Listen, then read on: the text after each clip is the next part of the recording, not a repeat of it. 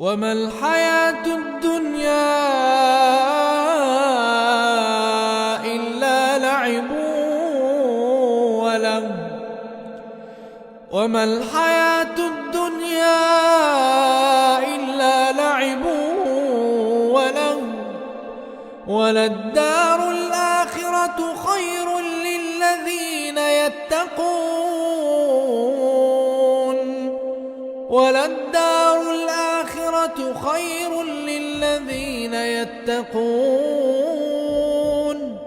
أفلا تعقلون.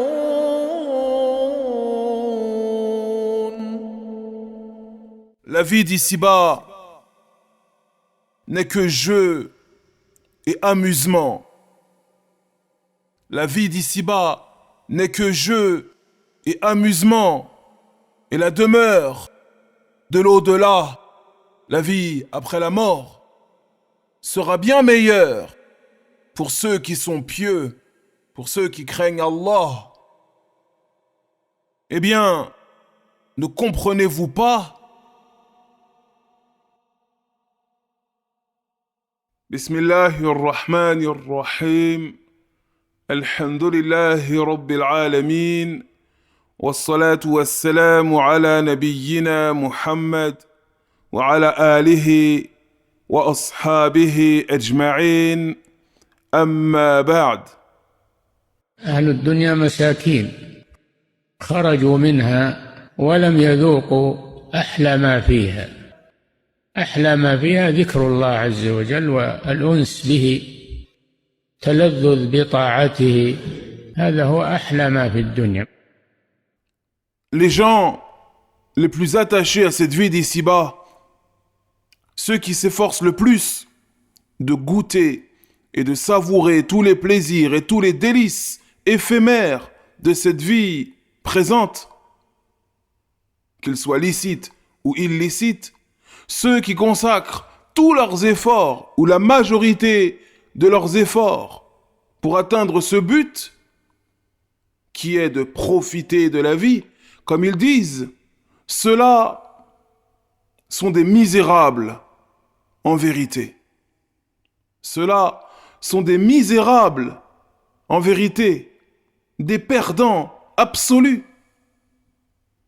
Car la meilleure des choses d'ici-bas, la chose la plus douce et la plus sucrée de ce bas monde, leur a échappé.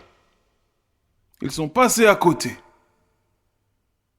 Et cette chose, c'est le rappel d'Allah, Azza wa Jal. Le rappel d'Allah, le fait d'établir avec lui une relation, un lien solide. Et l'apaisement, l'épanouissement de l'âme et du cœur se réalise dans l'obéissance à Allah, dans l'obéissance à ses commandements.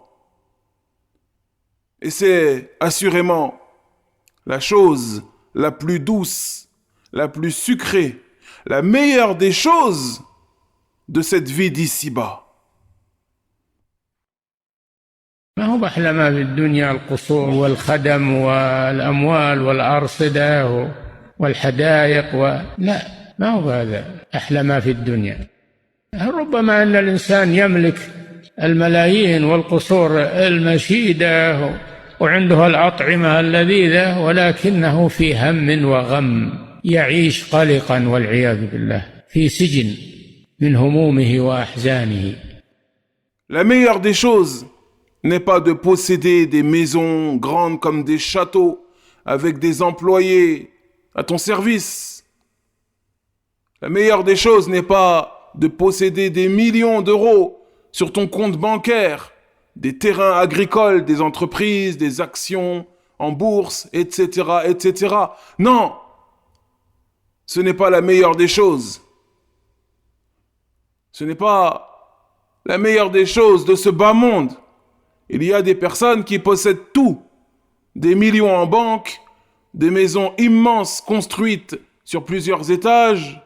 Ils mangent chaque jour les meilleurs des plats, les repas les plus savoureux. Ils ont une vie noyée dans le luxe et la richesse. Et malgré cela, ces gens vivent une vie truffée d'angoisse et de soucis. Ils sont tristes et dépressifs. Wal'iyadhu billah, qu'Allah nous en préserve. Ils sont emprisonnés par leurs soucis et leurs angoisses. أما الفقير المنيب إلى الله فهو في جنة ولو ما عنده شيء، لأنه يعيش بالله عز وجل متعلق بحب الله عز وجل. ولهذا يقول بعض الصالحين: لو يعلم الملوك وأبناء الملوك ما نحن فيه لجالدونا عليه بالسيوف. الملوك وأبناء الملوك يبحثون عن الرفاهية ولكنهم ما ذاقوا الرفاهية الصحيحة، وهي ذكر الله والتلذذ بذكره وطاعته والعمل. نعم. Tandis qu'une personne pauvre ou avec de faibles moyens, mais qui s'efforce constamment de cheminer vers Allah en se rectifiant, en s'améliorant, en faisant son examen de conscience régulièrement, constamment. Al-Munib, il a Allah, celui qui revient vers Allah sans arrêt, constamment. Une personne qui est ainsi, eh bien, elle vivra une vie apaisée. Son existence sera-t-elle un paradis sur terre en vérité, même si cette personne ne possède rien, car son existence sera dans l'agrément d'Allah, attaché à l'amour d'Allah, le Tout-Puissant. C'est pour cela que certains, parmi les pieux des premières générations de croyants, disaient: لو يعلمون الملك وأبناء الملك ما نحن فيه من السرور والنعيم إذن لجالدون عليه بالسيوف. Il disait: si les rois et les princes, les fils des rois, si les rois et les princes avaient connaissance du bonheur, du bien-être dans lequel nous nous trouvons par le rappel d'Allah, eh bien, s'ils avaient connaissance de cela, ils nous auraient combattus épée à la main pour s'en emparer. Car les rois, les princes, les hommes de pouvoir, ce qu'ils recherchent ici-bas, c'est le bonheur, le bien-être. Mais ceci ne peut être obtenu que par le rappel d'Allah. Le véritable bonheur ne s'obtient que dans l'agrément d'Allah et son obéissance, le fait d'agir dans le bien. Wa sallallahu ala nabiyyina Muhammad wa ala alihi wa ashabihi ajma'in walhamdulillahi rabbil alamin.